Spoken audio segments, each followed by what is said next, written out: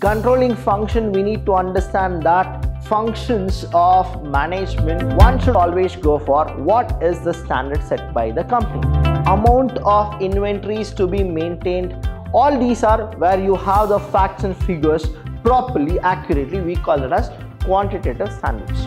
Now once the standards have been determined, the next step is to measure the actual performance. Hello everybody, a warm welcome to one and all. I'm Abhilash from the Department of Commerce and Management in Vidhyaashram First Grade College, the Temple of Excellence. Welcome to the next session of controlling, and here I'll be explaining you about the controlling process and a quick recall about the revision of what exactly controlling is. Controlling is all about controlling, meaning I have actually given here, students. Controlling function, we need to understand that functions of management, we have the last stage that is called controlling, but I told you that we shouldn't assume it only in the last stage. It is also required in planning, organizing, staffing and directing. That is, controlling is everywhere. And what exactly controlling is? Controlling is all about comparing actual performance with the standard performance, and if there is any deviation, then we are supposed to rectify the deviation. So this is what controlling is all about. Now I'll repeat, controlling is a process where you compare the actual performance with the standard performance, and if you have any deviations, then you are supposed to rectify those deviations. So that is called controlling. Today we'll go with the topic called as controlling process. Now in controlling process, we have 5 steps. One by one we are supposed to go for it. The first and the foremost is we need to understand the meaning and definition, and I told you about it. We are comparing the actual with the standard. So the first step is setting up of standard. Now one should always go for what is the standard set by the company. Now we need to understand. So before that, we should also know that how is that the company will put the standard. So that is called setting performance standards. The first step in the process of controlling is concerned with setting performance standard. These standards are basis for measuring the actual performance. That is, how much a employee, right, will actually perform and how much he should do it in a day. Now when we go with these kind of things, please understand, the employees will get something called targets, and the employees need to meet those standards of the company. That means they need to actually at least touch the targets, or they should actually excel more than the targets. But if they come below the target, that is where the deviation will be, and the employees need to rectify those deviation.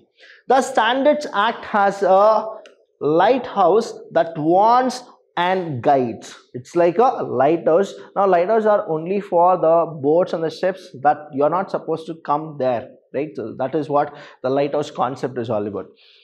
Thus Standards Act has a lighthouse that warns and guides the ship at seas. Standards are the benchmarks towards which efforts of entire organizations are directed. These standards can be expressed both in quantitative and qualitative terms. That means the standards can go with the qualitative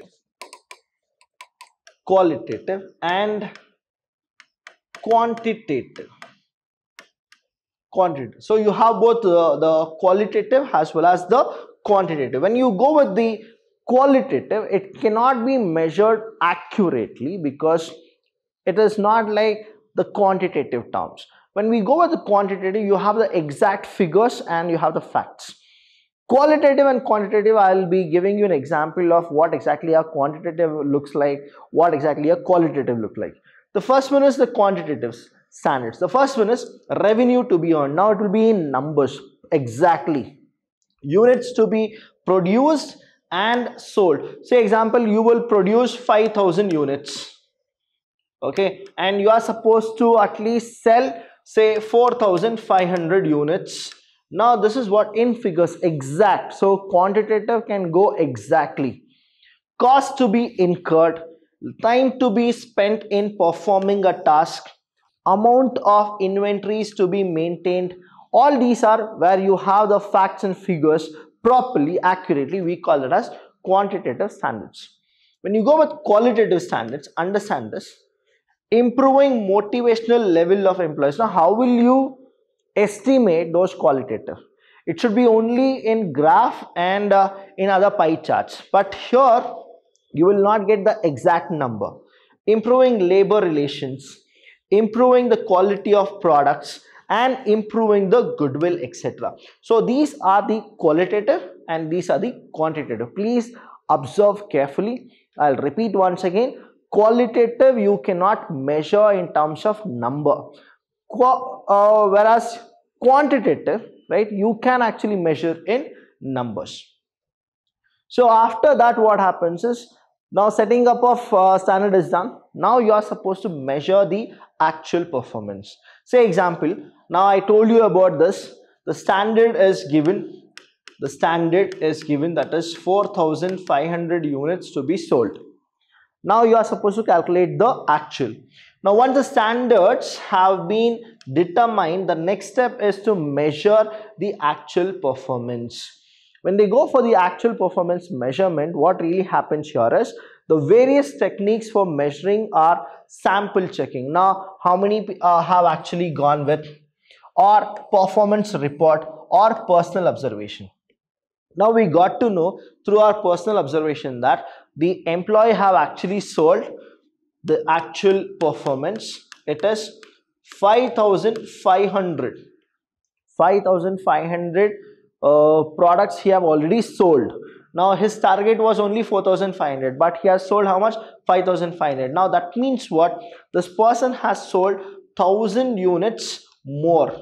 That means he is doing really good. Now the controlling system is really good, right? That is what it is. However, in order to facilitate easy comparison, the performance should be measured on same basis of that of standards have. So how much? Here we have the standard to sell is, you are supposed to go with 4,500, but you have sold how much? 5,500. So in the same level you are actually going for the comparison. That is called measuring the actual performance.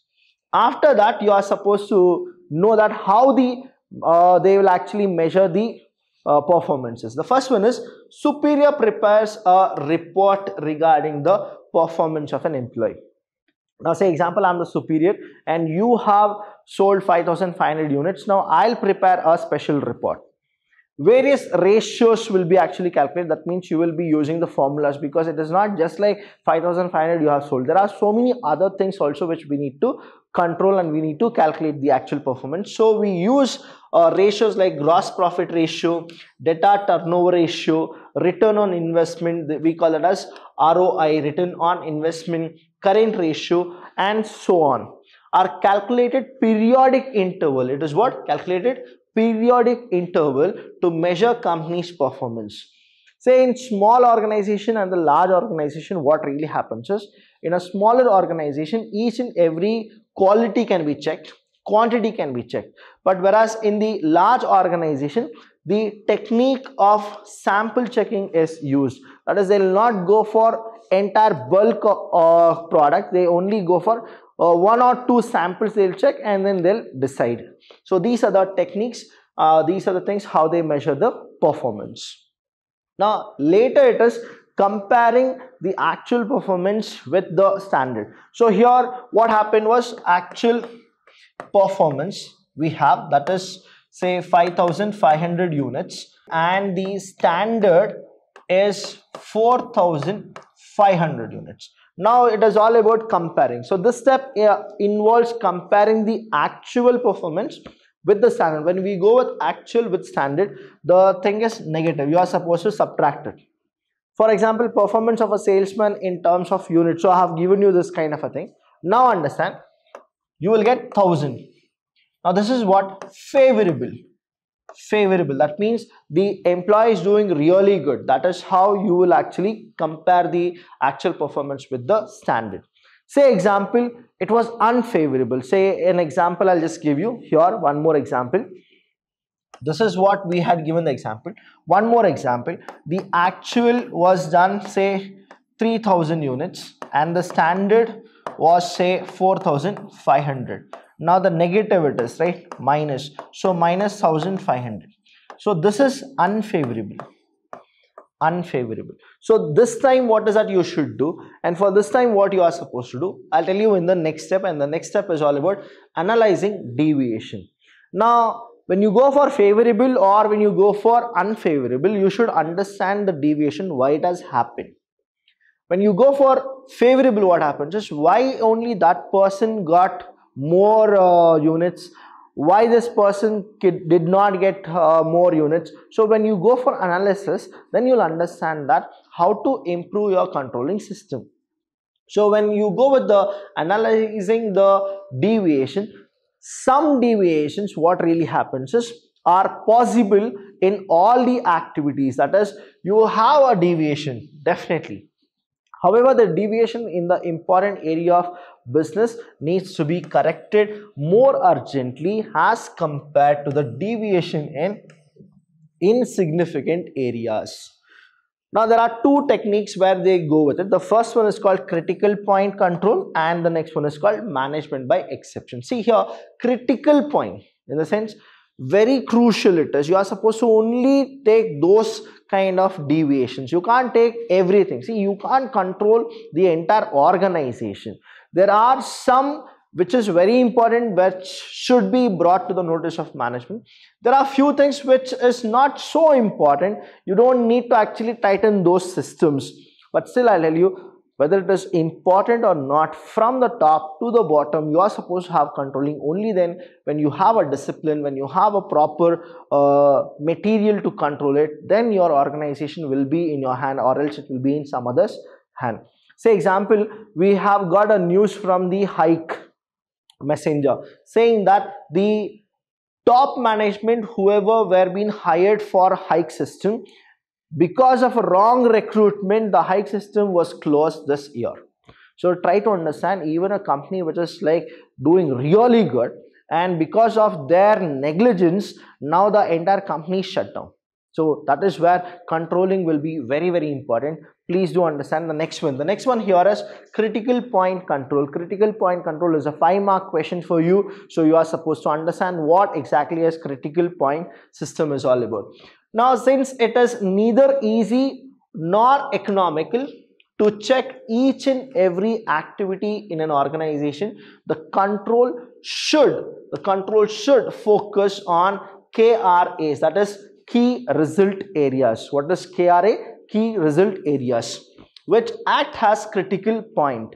The KRA are very essential for the success of an organization. Therefore, the entire organization has to suffer if anything goes wrong at this point. Say for example, I'll tell you. Now you will increase say 7% hike in the wages of the laborer, and there is something called, you will increase the 18% in the stationaries of the administrative block.